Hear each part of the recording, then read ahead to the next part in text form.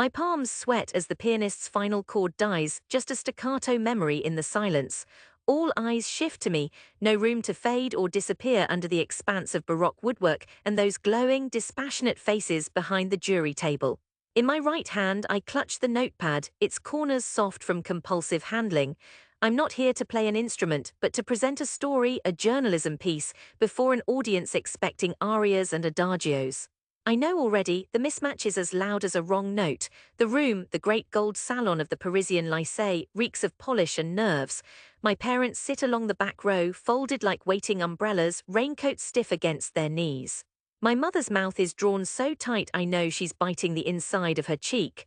Closer to the front, my cousin Thomas, the pride of our school's math department, stares at me with the cool curiosity of a scientist observing a failed experiment. My name echoes across the polished wood floor when the head juror, Madame Renaud, calls it Mille Serrat pour la présentation spatiale.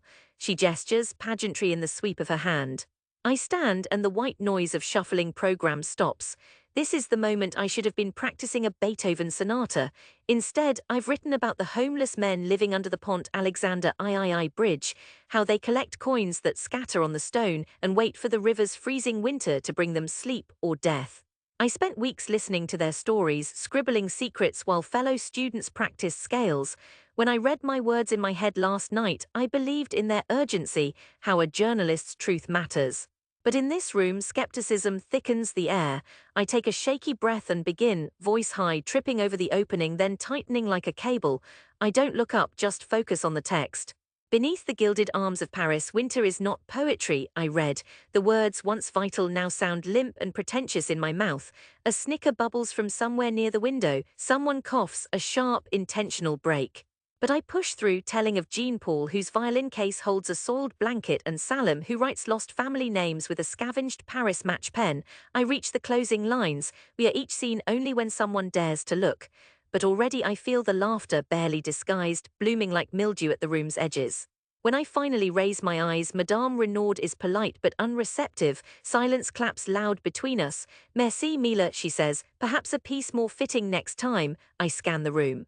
My father's jaw works like he's grinding seeds, grinding disappointment. Thomas exchanges glances with his friend, a smirk flickering and gone. I leave the stage, paper trembling. In the corridor, the air turns damp with tears. Mother finds me by the vending machine, arms stiff, voice already steeled for the long lecture. I just don't understand why you can't be normal, Mila. The others, they play music, they present things people want to hear. Why must you always insist on these stunts? Her words drop like coins into a well, lost in deep water I'm doomed to tread again. That day the humiliation is public, but it's only a preview. For years after, the event replays in smaller ways. Over casseroles in our cramped Montreal kitchen, small talk at church, striped napkins smelling of starch and faint ash. I become a cautionary tale, Mila, our own little philosopher, always chasing misery. Why not just get a good job? Neighbors titter behind car trunks. At 19, when I announced journalism school instead of law, the verdict's unanimous. What future in that? Asks Aunt Clea. Journalists are parasites, pick another path. I try briefly, an internship inputting data, soul-draining, silent grey cubicles. It snuffs something vital in me. I return home late one evening, city lights flickering across the Seine, pulling out my battered notepad. I write until dawn, word after word, until I feel my heart again, burning and insistent. The struggle isn't cinematic, it's tedious, parsing rent from ramen, rejection, emails from sleep. I chase leads for months, pitching stories no editor will take. At 23, I land a fact-checking job at a small magazine, translating restaurant reviews and editing lifestyle pieces, envying colleagues whose names land in bold at the front of every issue. Then I volunteer for what no one else wants, a series about missing Algerian migrants. By the third week, cold in my borrowed coat on the night tram, I see old Jean Paul, scruffier but unchanged, begging outside a bakery. I buy him a sandwich, listen while he rambles, write every word in my notepad. I never forget his eyes, flickering and bright, as if salvation might be found in being finally fully understood. I persevere, story by story, questionable expense accounts, a plastic company bypassing regulations, the mysterious death of a whistleblower in the 15th arrondissement. My articles earn grudging respect inside the newsroom. Outside, my family's skepticism only hardens. When I call home, mother asks, "So, how's our struggling reporter?" Still not too late to teach, you know. Thomas links me news articles about layoffs in media. Whenever holidays come, I'm relegated to folding napkins, the wayward one, the family's comic relief. But with each byline, something shifts inside me. I stop waiting for their understanding. Instead, I send midnight drafts to editors, call witnesses at dawn, walk Paris until my feet blister, chasing crumbs of truth down avenues and alleys. I live small, shared apartments, instant soup, but my words stretch wide. My stories begin drawing attention, first locally, then across the country. One December morning when I'm 28, word comes, a scoop uncovered during a year-long investigation will run tomorrow on the front page of France's most prestigious newspaper. A corruption ring spanning 3 ministries, linked by forged documents I unearthed. My name sits there, black ink against white, MILASERIT in block letters beneath the headline. My phone explodes, interview requests, congratulatory texts from colleagues. I hardly believe it until I hold the crisp, ink-smelling paper in my hands. For the first time since I was a child, acceptance feels possible. I don't go home that day. Instead, I walk the embankments, scent of roasting chestnuts and cold river water swirling, remembering every small public failure that brought me here. At dusk, rain mottles my coat, washing dust from old statues. For years, sorrow was my constant companion, grief at being shunned, at carrying a language no one in my family wanted to hear. That grief now clears into clarity. Not brightness exactly, but something hard and diamond-etched. Persistence maybe, or belief. 6 months pass. Awards come, one from the French Press Institute, another from a European journalists' consortium. I give interviews. My face, never photogenic, appears on the covers of thick, glossy magazines at the Tabac. Invitations flow to speak at conferences, to train journalism students, even a call from Le Grand Journal. Through it all, I keep working, afraid that pausing will break the spell. And then a message, a reunion arranged by my mother in the old Lycée gymnasium.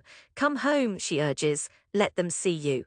The family wants to celebrate. I balk at first, then accept. Some things once scorned still hold a strange power. Maybe by walking through the fire, I can close the circle for good. That Saturday, the sky hangs low and bruised, clouds bruising the school's grey stone facade. I walk up the steps, breathing in hints of old soap and dust. Inside, voices bounce in the high, bright hall. The same banners hang up, Fierté du Quartier, paint cracked and faded.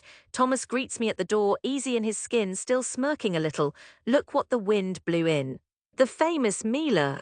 I smile, unsure, nerves feather light in my stomach. You never believed I'd amount to anything, did you? He shrugs, you made it hard to believe.